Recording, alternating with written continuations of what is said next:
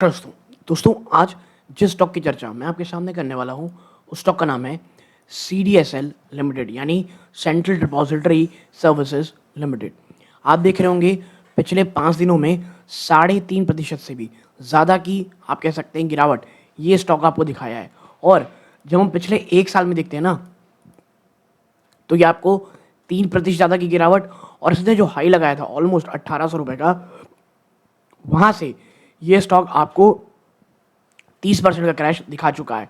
और अब जो आप कह सकते हो पहला तो देखो यहाँ 1200 रुपये का एक बहुत ही बड़ा मैं कहूँगा सपोर्ट जोन है।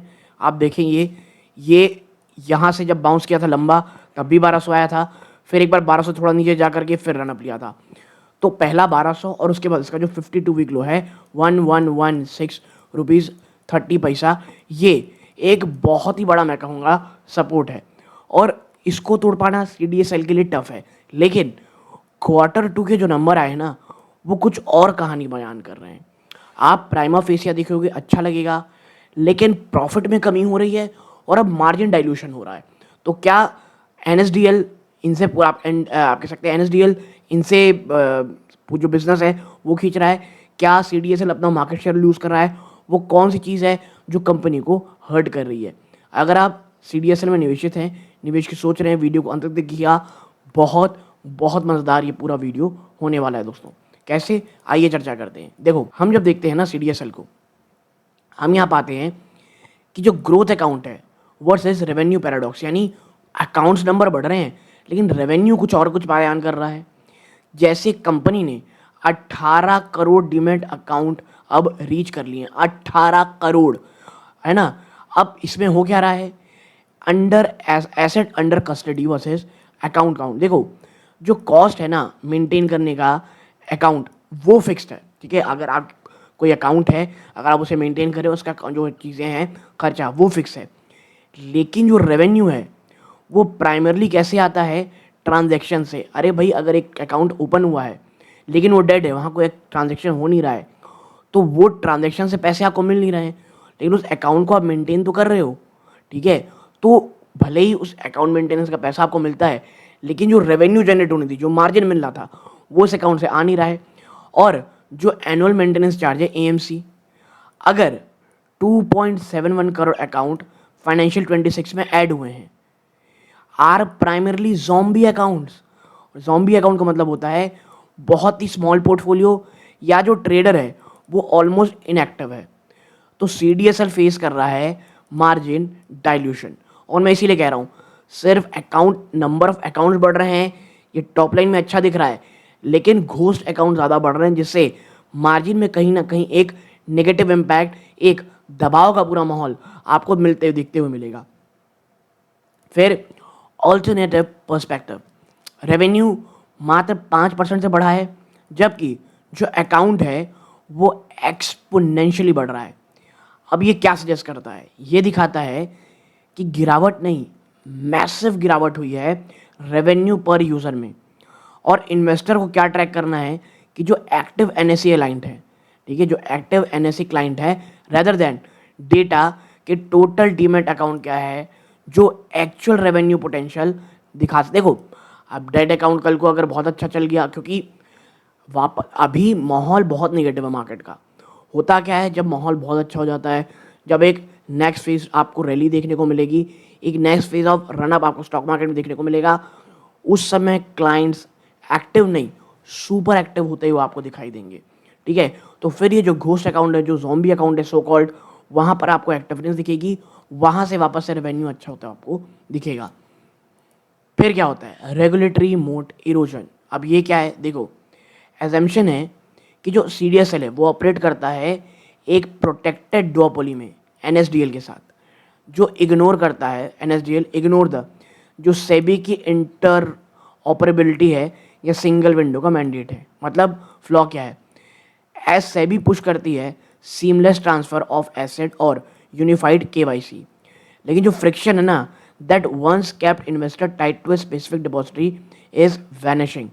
जो CDSL की कॉम्पिटिटिव एडवांटेज है वो शिफ्ट हो रही है from custody to technology transfer. और मेरे को ये मानना है अभी आने वाले समय में आप देखोगे ना चीज़ें बहुत तेज़ी से परिवर्तित होंगी इस डिपॉजिटरी में भी, ठीक है? क्योंकि अब टेक्नोलॉजी बहुत ज़्यादा होगी, सेबी और ज़्यादा ट्रांसपेरेंट होने की कोशिश करेगी। किसी को अगर अपनी डिपॉजिटरी चेंज करनी है तो सीडीएसएल से एनएसडीएल जा सकता है, लेकिन देखो इसमें समय लगेगा, बट ये वो चीज़ है जो हमको ध्यान में रखनी है, ठीक है? तो ये जो सेबी की पुश है और जो एक कहते थे ना कि भाई एक बार आ गया तो क्लाइंट जा ही नहीं सकता, इसके चांसेस अब काफ़ी कम होंगे। फिर है कमज़ोरी यानी वीकनेस। अगर NSDL which is planning an IPO, ये ऑलरेडी आ चुका है, वो आईपीओ आ गया, अगर वो अपना capital uses capital infusion to subsidize transaction cost या इम्प्रूव करे टेक इंटरफेसेस को, तो जो सीडीएसएल है उसका जो मार्केट शेयर है इन न्यू अकाउंट ओपनिंग, ये आप देखोगे ओवरनाइट चेंज होगा। और मुझे ऐसा लगता है एनएसडीएल से इन्हें कंपटीशन बहुत तेज़ी से मिलना शुरू होगा।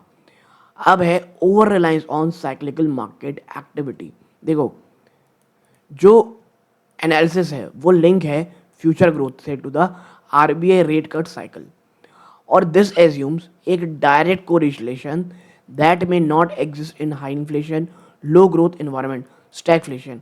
और अभी लगभग हम उसी पीरियड से निकल रहे हैं, ठीक है? कि भाई जो आप कह सकते हैं जो रेट कट होता है, तेज़ी आती है, उसके बाद डीमैट्स अकाउंट में और मजबूती मिलती है।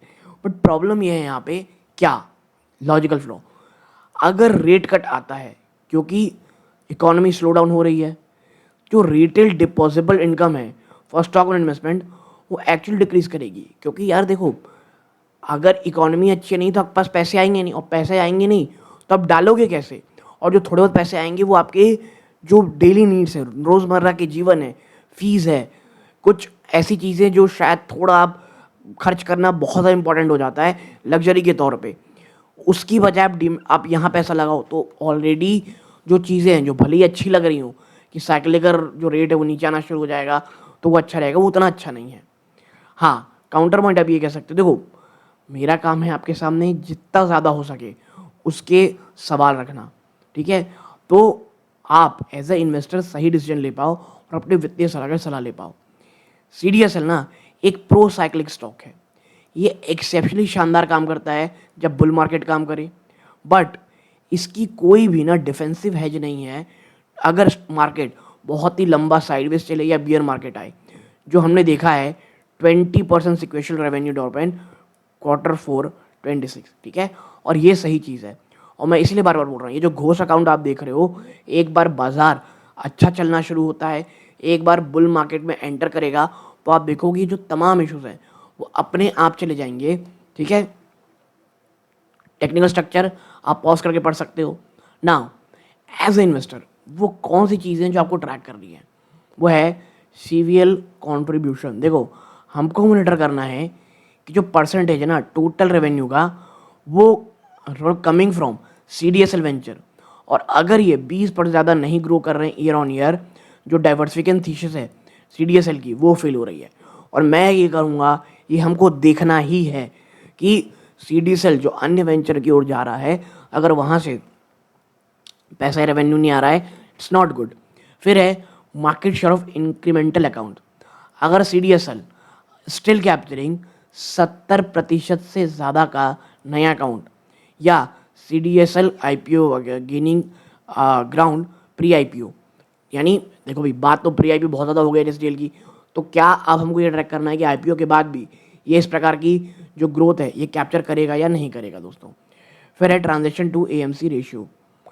एक हेल्दी डिपॉजिटरी जो होती है ना उससे शुड सी एएमसी, ये स्टेबल इनकम होती है rather than rising faster than transaction charges, volatile income to sustain valuation during market correction, ठीक है? तो जो एएमसी का बिजनेस है वहाँ से इनको जो बिजनेस आना चाहिए वो स्टडी आना चाहिए, क्योंकि देखो जो मैंने आपको बताया अगर मार्केट ख़राब है तो डाउन साइकिल, अच्छा है तो बहुत अच्छा पैसा, तो उसी को हेज करने के लिए, या ट्रांजेक्शन चार्ज अगर कल को कैप कर देती है गवर्नमेंट या कम ज़्यादा कर देती है, तो उसके डर की बजाय ना एक एएमसी से स्टेडी इनकम आती रहनी चाहिए। और जो सीडीएसएल है वो यही करने की आपकी कोशिश करेगा। हो रहा है नहीं हो रहा है हमको देखते रहना है, और यही कारण है जो सीडीएसएल है उसके लिए आने वाला टाइम बहुत इंपॉर्टेंट है।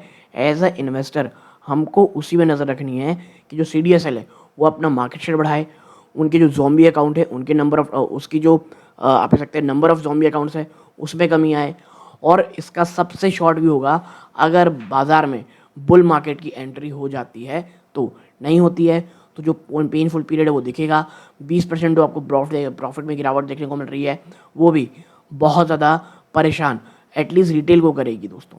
ठीक है, आपकी क्या राय है इसमें ज़रूर बताइएगा। ये इस वीडियो का अंत है। जय हिंद।